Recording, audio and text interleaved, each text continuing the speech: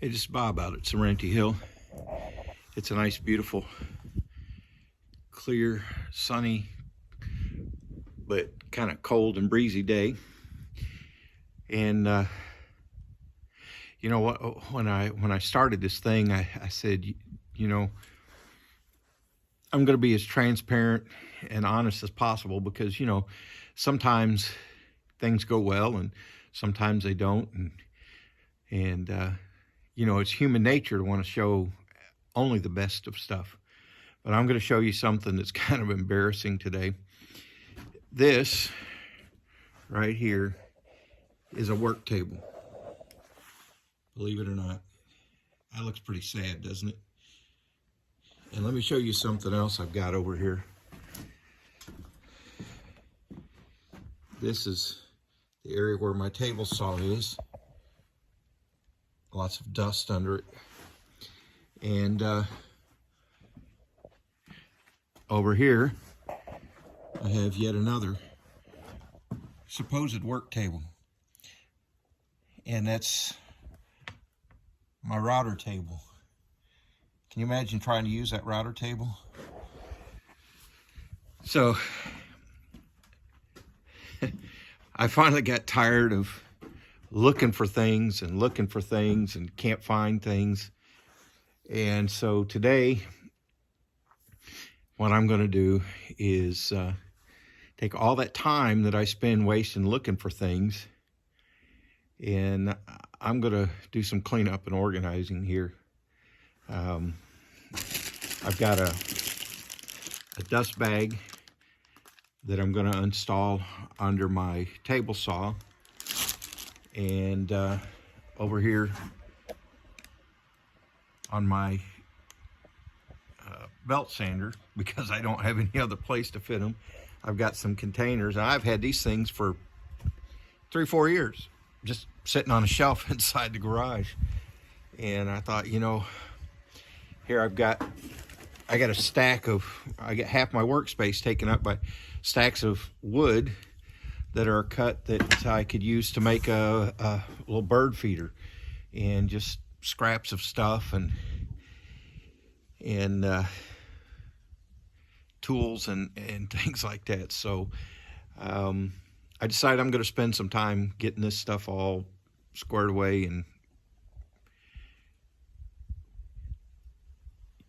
then I won't have to spend so much time looking for things, and I'll actually have my work surfaces back, and that'll be kind of a nice thing. When I was in industry, one of the things that I used to do, like for example, I had a project, we had to have a keyboard on it, and they were talking about putting a shelf there, and I said, no, I'm not going to put a shelf there. Well, why not? So I had the guys in the maintenance shop fabricate something for me, just using some 1-inch angle iron and expanded metal and a little piece of sheet metal off to one side with some rubber on it, just big enough for a mouse pad. And then they made the shelf with the expanded metal. They made it just big enough for a computer keyboard to sit into. And I told the manager there, I said, I'm doing it that way because otherwise people will put things on it, and you'll constantly, every time you come by, you'll be complaining about it looking like a mess, but we made them a space to have a mess. And you have control cabinets that are about 4 foot tall, 5 foot tall, and people working at them. Some of them set up as a console. You have computer monitors in them and keyboards and a flat surface on top, and it always gets stacked up with stuff. And then every time people come by, you got to clean it off. We got guests coming in, so you got to clean it off. Actually, what some places do is they make them with, instead of a flat top on a work surface, they make it with a slope on it. That way you can't put everything on it. So it's human nature to do that. So I'm going to defy my human nature today and make me up some, just do some cleanup, put my dust bag on my table saw. And also one of the things I've got is one of the things laying around is I got these, pushers for my table saw. you should always use pushers. One of these actually has a little nick out of the corner. You see that? That could have been my finger. Better the pusher than the finger. But I don't have a real good place for them, so they just go wherever, and then I'm always looking for them, or else they're on top of my table saw and I'm having to move them to work on things. In fact, you can see on top of my table saw right now, a drill, an impact driver, and a bag. That bag has some shelf brackets in it. And what I'm going to do on the shelf brackets is I'm going to actually attach them down low here on my table saw and put a little shelf to put these right there next to my on the table saw, so I don't have to look for them all the time. So that's what I'm going to be doing today. So I'll set this up and chat with you a little bit while I'm doing that. All right. So since it's been cold outside, cold and windy, and I haven't been feeling real well, excuse me, I'll put this over here on the table saw. One of the things that I've been doing is, this is really embarrassing. One of the things that I've been doing is, I did come out here and do some measuring so I could make me a little drawing. And then what I've done is gone through and lined out exactly how I'm going to put in my water lines and my sewer line for roughing in my plumbing. And that's one of the things I'll be doing. And in deciding, okay, I originally was just going to do just straight runs, no connectors, no fittings, nothing in between there. But if I do that, where the valve manifold, one of the things that I've found is that if I don't put any connectors, any elbows or anything like that in my water lines, the spaces are going to be, I'm going to have some pretty tight curves in places, and that's not necessarily a real good thing. So in order to alleviate some of the stress that I'd be putting on my lines, and especially on the manifold block, if I tried to do that, the space is so tight, the curves would be so tight, it would be constantly putting pressure on those fittings, and where each line comes out of the manifold block, there's a valve, a shut-off valve there, which is real handy, and they're all labeled real nice. But if I'd go with curved lines, I could have stress on those all the time. So I'll come out with 90s. That way I can drop straight down through my cutouts in the floor, and it'll take the stress off. And then I'll also make myself a little clamp block that I can nail to the stud, and that will hold those lines and keep gravity from pulling down on the water lines. So just trying to take the pressure off things to prevent leaks in the future. So little things like that. And then that way also what I was able to do, I'll quit waving my hands and do some work.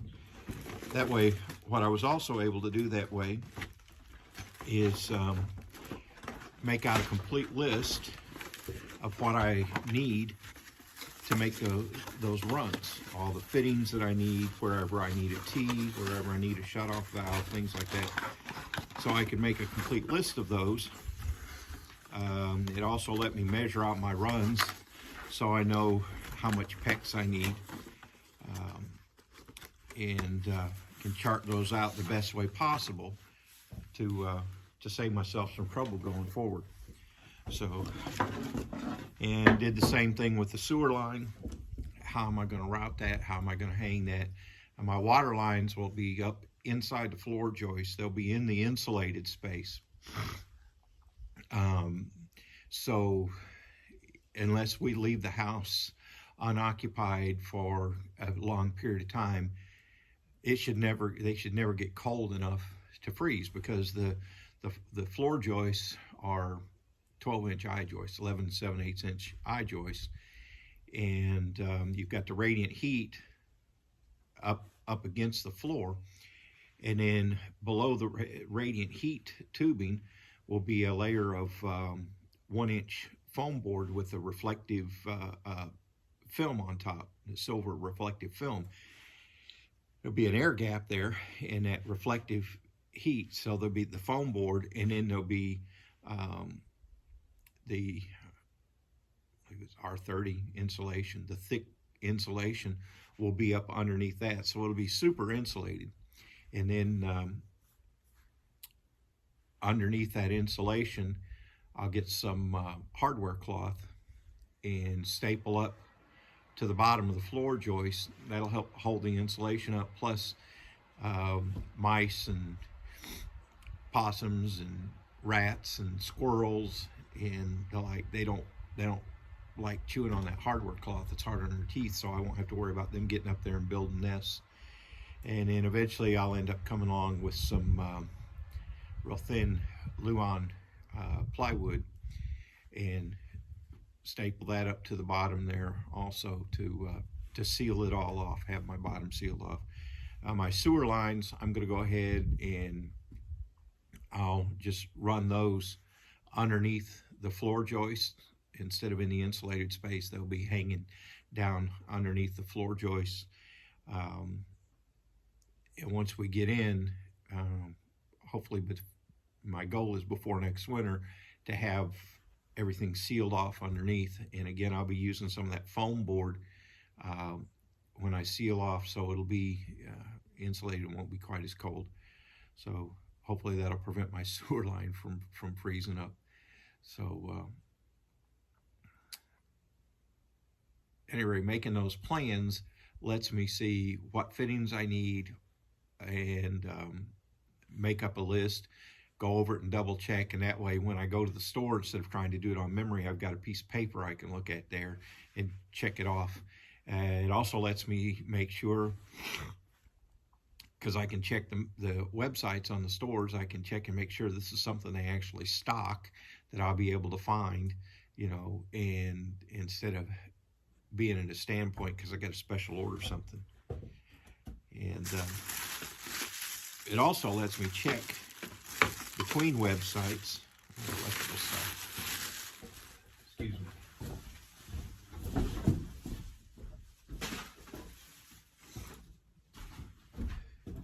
Yeah, it also lets me check between websites to see which manufacturer or which store has the best price on things and the best availability,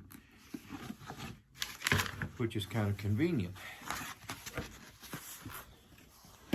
So these little things come in handy. So what I'm doing here is I got, like I said, all this wood that I had cut for out of some cedar scraps. You know, it's funny. This is all of this was cut-offs from logs that are going in the house, and I just milled those down into some little boards I can use for craft projects, making my little bird feeder swings and things like that. And these things just accumulated. Huh. Nice clock blank buried underneath stuff there, so I can get things organized here. You know, it's pretty bad when you get stuff so cluttered up that you don't even hardly have room to organize. It's one of the things I hate sometimes about flat surfaces. This is actually a base I've made. I've worked hard on this. I've got I got to take this in the garage because I've got a small, really cool cedar face. What I'm going to do is use this as a base, and I'm going to make me a desk clock. So, and I lost where that was because it was covered up with junk. And like I said, it's kind of embarrassing that this is how it is. When I go to places that have good bags, I like to keep them because I'll use those for putting trash in. And that way, at the end of the day, I got a full bag, I can take it and dump it.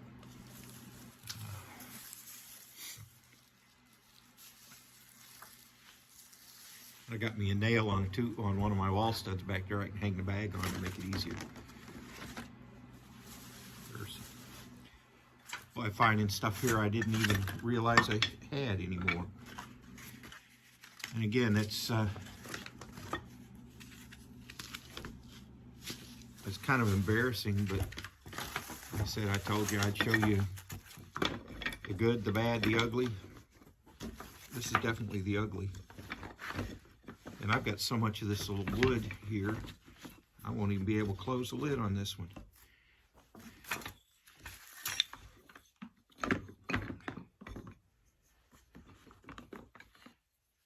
And people say, well, why do you keep all this little stuff? Why do you keep those scraps? Well, they come in real handy.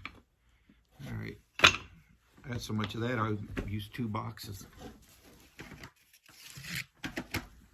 That's all right, these come in 10 packs. And then I can take this inside the garage and put it in my, help to organize the area where I do my craft work.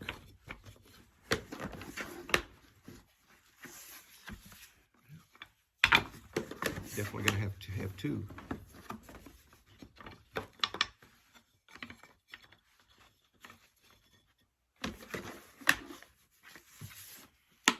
There we go.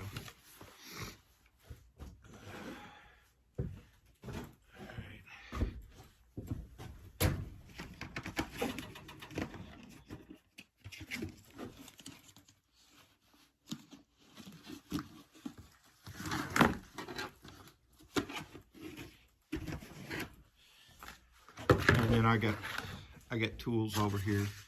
I'm gonna make me some way to store my sander belts. So I've got several different gripped sand belts for my belt sander. And once I get all this, stuff cleaned up and find things, and like I said, I'll be able to actually vacuum all the sawdust stuff off of here, and I'll have my work surface available once again, which will be nice. And wow, I can't believe this. This is embarrassing, folks, but you know, that's what happens when you just get in a hurry and you decide, I'll just set this here, and then don't take the time to clean up. So don't be like that. Take some time to clean up. That stuff, it goes to the garage. Now,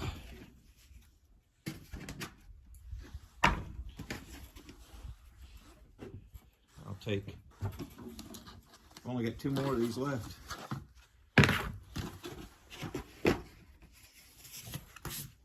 Guess next time I'm near the ugly big box store, I'll have to get some more. One of the things I'm going to do in here, I think I'll put my sanding belts in here too, is I've got all these different, you know, I got 120 grit, 220 grit, 80 grit sanding discs, and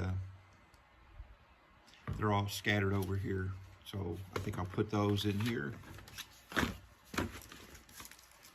And again, that way I can put me a little shelf and be able to store those in there. Scrap of wood.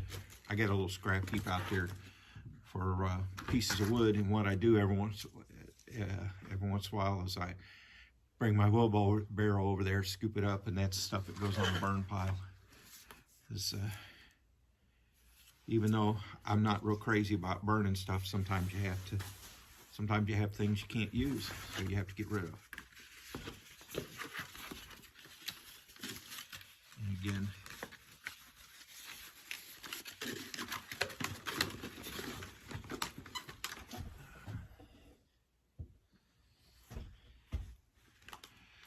else am I going to put in here?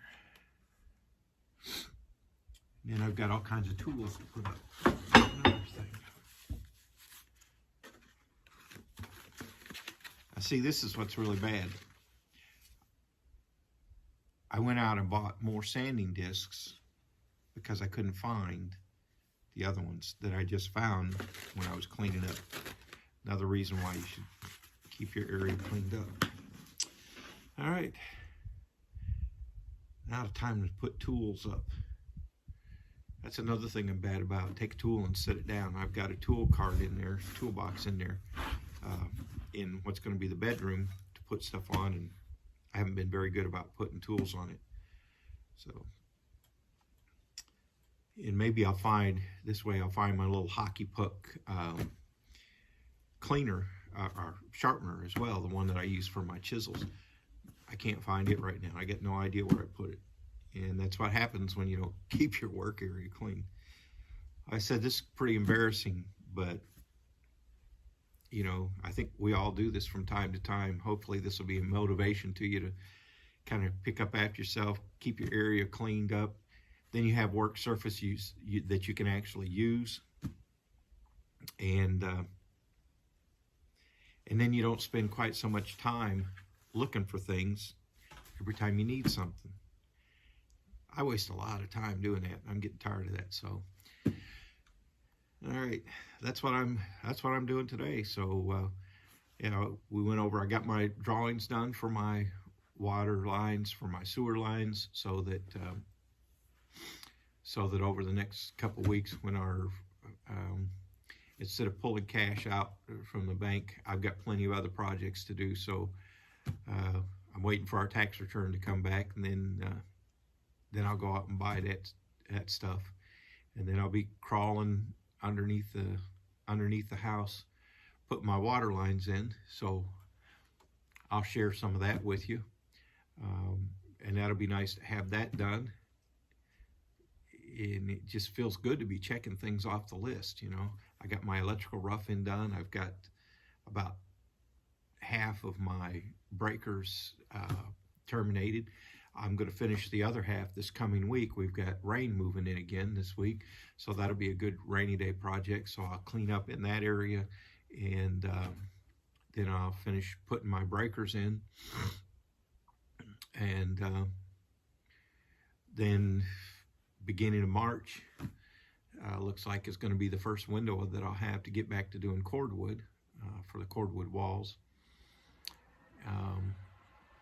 So in the meantime, I'm trying to get as many things as I can done this winter and in the bad weather time, so I can get to the cordwood, get those walls put in. I've got my door done, ready to hang. When I get the last two walls, these two walls I'm working on in the bedroom, when I get them done, I'll have our bedroom enclosed on both sides.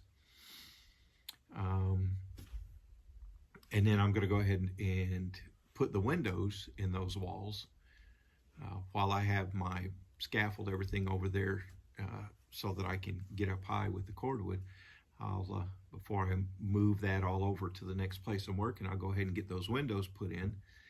Then I don't have to worry about keeping them safe, and I can close up as I go along, and take advantage of the days getting longer and get this place to where we can live in it. Of course, I'm still continually working on the dragon brush and everything in the garden area. I was thinking about going with raised beds, but man, the price of materials has gone up so much. I was pricing, you know, one of the things a lot of people like to do is use steel, like roofing steel. You make a cedar frame, you know, corner posts and maybe some braces, kind of a framework, and then you cover it with the roofing steel and use that as for your raised beds. All I can say is I'm glad that I've already got the roof on my house, because steel costs twice as much now, actually a little over twice what it cost me when I put the roof on this place. So at least my timing was good on that. So I don't know that I want to use that, that high-priced roofing steel. I'm certainly not going to buy new. If I can find some on Craigslist, Facebook Marketplace, there's a salvage place here in town that supposedly has some. So, some of it used stuff or just leftovers. Not really enough to make a full roof on a place, but maybe I'll do that. But so that's still in flux. I'll just keep working away. First thing I got to do is get it all cleared out, which I'm working on. I had to take both my saws to the shop to get tuned up today, this past week. And boy, I tell you, the guy that I took it to, Link's Saw Shop in Donovan, Missouri. If you're in Southeast Missouri and you need some place to take a chainsaw to, it may be out of your way to go to Donovan, but Link's Saw Shop in Donovan, man, the guy he does great work, reasonable, and boy, he knows how to tune a chainsaw. You go in his place and he's probably got, I bet you he's got 50 or 60 of them on the floor there with people's names on them that he's working on. And he does a lot of work for the lumberjacks in the area. And in fact, it was one of them that recommended him. So, but man, having somebody local that's really good and knows what they're doing sure keeps those saws singing good. So now I got my saws back, so I can get back to cutting some trees. You don't realize, you take things like that for granted until you don't have them. All right, well, I'm going to get back to doing some cleanup here and some straighten up. And already I've actually got enough space on my work table to set something down on again. So I'm going to have to resist that temptation for sitting things down. But I'm going to finish cleaning this off, and then I'm going to go work on my table saw, put my dust collector bag on it, sweep up some of the sawdust off the floor, and then put mount my little shelf on my table saw for storing all my pushers and the like, so I don't have them constantly in the way. So that's the plan for today. Thanks for stopping by. Like and subscribe. I do have, if you might see down in the description block, it should be posted now. I'm still trying to figure out some of this stuff. It should be a link to, we're also on Facebook at Serenity Hill Homestead, and I've also got a blog. Now, I haven't updated it it's been probably a year and a half, 2 years, at least a year and a half since I wrote an article for that, but I'm working on some more articles for that, and just pictures and share some random musings and things that we got going on here. So if you like to read instead of watching videos, we've got that, www.serenityhillhomestead.com. So check that out. And with that, I'll say so long for now. Don't be afraid to do something you've never done before. And if you're getting frustrated with can't find things, go ahead and take some time to do some organizing. It really, really does work. That's why in the industry, they put so much emphasis on 5S, and I'm having to do some 5S around here because it's got totally out of control and I can't find anything. So with that, I'll say goodbye. We'll see you next time. Thanks for stopping by. Bob at Serenity Hill. Don't be afraid to get out and do something, and have a great one.